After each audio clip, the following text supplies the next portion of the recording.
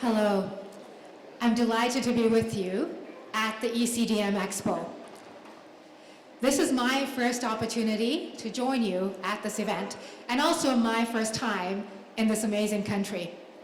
So thank you, John. Thank you, Verticom. I appreciate the invitation.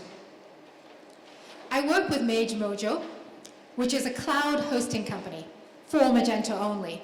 So yes, my talk is very focused on the e-commerce platform, Magento, and Meet Magento events. So the Meet Magento conference, if you were not already aware, is running concurrently to this one in this venue right next door. I have spent about 5 years in the Magento ecosystem, and about 3 of those with my company, MageMojo. I'm also the host of Meet Magento New York, so I would be delighted to see each and every one of you in September in New York at Meet Magento New York 2020.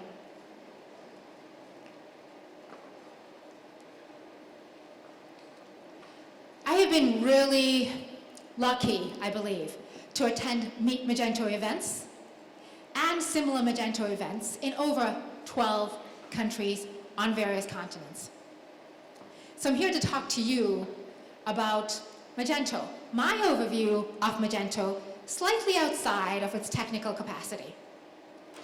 How this powerful Magento community does and continues to contribute.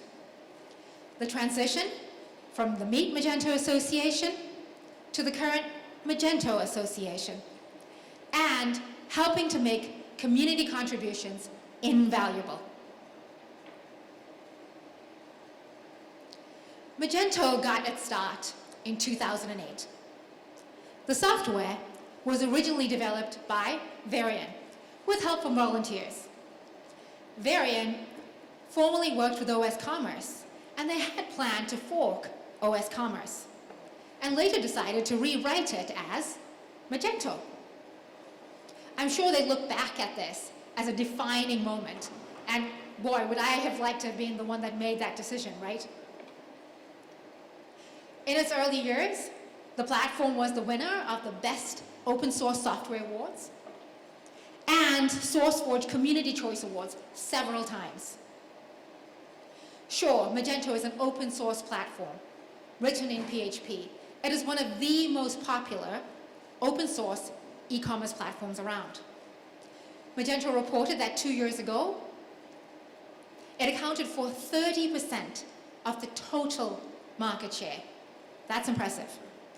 But the Magento Journey is so much more. It's a collection of experiences from around the world. Our experiences, our successes, our difficulties, and what we do about that. We all start somewhere with Magento, so we have unique journeys. We all find our way into this ecosystem in various ways. So what Magento is eventually embodies us all, and what and how we contribute. I borrowed these stats from the Magento website since I found it rather impressive. Would you believe that over 100,000 stores have been created on Magento? What's even more impressive is that the software has been downloaded over 2.5 million times. So this estimate is rather conservative. Keep in mind that Magento is also available as open source. So absolutely anyone can download the software and use it without documentation of who they are. So yes, I'm expecting a lot more than 100,000 online stores. Over 100,000 ecosystem members. Think for a minute how many people it takes to get a store ready and get it online. And once it's ready, once it's online, to maintain it. So that's a lot more than 100,000 people, right? Over 155 billion merchandise volume goes through Magento code each year. Magento reports that millions of dollars are invested in community each year because it's that community that continues to give back to this community, the broader community, and Magento. Again, Magento started off as open source, so perhaps this is the reason it's so popular? Of course, there's other reasons, right? There's extensibility, support for multiple languages and currencies, integration, ease of integration with other systems. But since it started off as open source, this is probably why it has such a strong, powerful community. What's more, the strength of this community is its unique competitive advantage. The Magento community continues to contribute code. 2.5 years ago, Magento began to accept pull requests. In 2017, 25% of code in the Magento 2 repository came from community pull requests. In 2018, Magento saw 3 times as many pull requests, with 54% of code coming from community pull requests. What's more, also in 2018, Magento became the #1 PHP repository. In 2019, so we're talking about this year, we already see pull requests from over 585 new developers. Of course, this could be just new requests from current developers, so this is either a growth in the dev community or a growth in contribution. Outside of pull requests, there's contribution days, which usually happen before or after a major event like this one. Granted, sometimes they occur as events on their own. At contribution days, community developers sit down together with Magento's own developers to discuss issues they face, how they solve it, and Magento gets to learn from the community how community investment should be focused. More importantly, code developed by the community, who works with the platform day in and day out, gets merged into the core code. Magento developers are actively seeking community input on new architecture decisions, and this discussion is public on GitHub.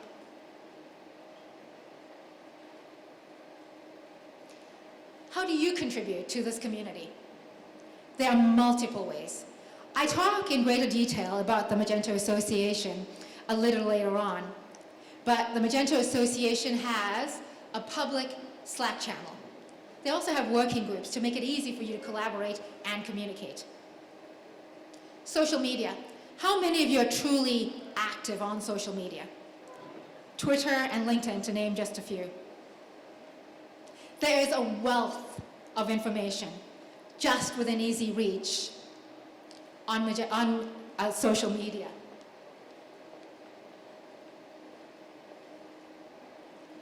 So it's a great way to keep abreast of who the major contributors are, who are the people you can learn from in this community. It's also a great way to support a conference like this one. Organizers are always grateful for likes, shares, anything to let the community know something big is happening in your area, and they should consider being here as well. Slack channels, the community engineering group at Magento has an open Slack channel. So does the Magento Association. For the MA Slack channel, just follow the join or invite link in the footer of their homepage. DevDocs is a repository for technical information on Magento 2. You are able to submit pull requests for new documentation or to correct current documentation. Magento Stack Exchange is a question and answer site. It is one of the primary places devs go when they face difficulties. The forums is one of my favorites, only because it's a place where various tech and non-tech questions are dealt with. GitHub, we've already spoken about with respect to open architecture discussions and pull requests. The Community Insider Program.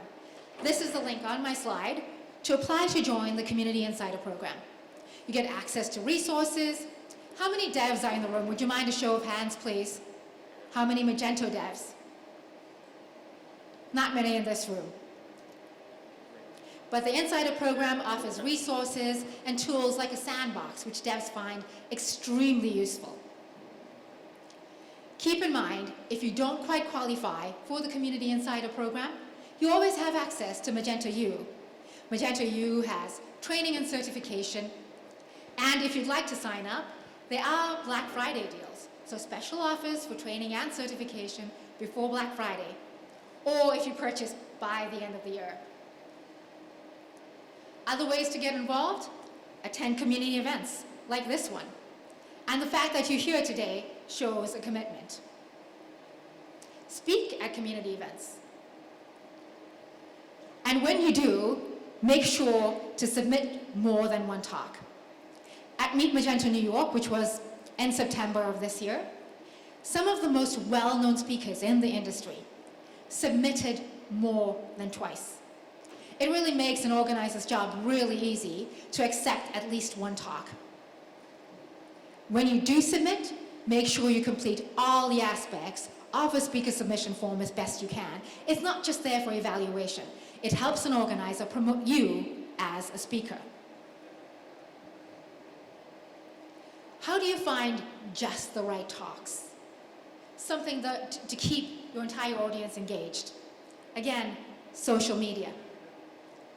Scour social media for issues the community is dealing with, or simply post a question to your intended audience, asking what they need help with. The event organizer may also have a list of topics you can draw on. What do you do if your talk is not accepted? If you still plan to attend, let the organizer know you will be there and you will be prepared to stand in. It is not unlikely that an accepted speaker may not be able to attend at the last moment. At the conference in New York, just a few days before, a hurricane threatened the southeast coast of the US. Thousands of lives were in danger. We were really glad that those who could not join us were safe, but we were able to, at the last moment, find 2 speakers to replace those who could not attend. And then on the morning of the third day, on this morning of the second day, a third speaker to replace someone who was ill. It never hurts to be prepared and ready to stand in. There are always ways to contribute even after an event. What is first on your list when you get back after this conference? I know what's on mine, especially after an international conference. Sleep, and lots of it. It's a long way back home. But most importantly, take care of yourselves. Recharge. And once you have, take notes. All the great things you learned from the conference, all those folks you want to reach out to, constructive feedback for the organizer. It's always really welcome. Then, once you have time, write a blog post. Check with folks you've met at this event and the conference organizer if they'd like to feature your blog post on their event site. I am always looking for great content. Then, while it's still fresh in their minds, reach out to people you met at this event. A hardcore marketing message is probably not the best first approach, but perfectly fine once you've had time to segment your contacts and send targeted messages. Back to social media again. Share your pictures and your experience. Let others know why it's worth coming to this event. Yes, it's also your responsibility to make your local event the biggest in the industry. Scour social media for other industry-related events. And when you register, opt in, allowing the organizer to share your details with sponsors and others. Especially with GDPR, it is increasingly unpopular to share your details with others. I always do. It opens up all kinds of doors. Invitations to other events that you never knew were happening, improves your visibility, special offers and discounts, and it's really simple to delete those messages you don't really need, right? Now that you have all these amazing contacts, this great social media profile, your blog post out there on all these event sites, think about supporting other local events. Are there meetups that exist? Is it time to start your own? That brings us back to where we are right now, or where I was earlier today, which is Meet Magento Greece.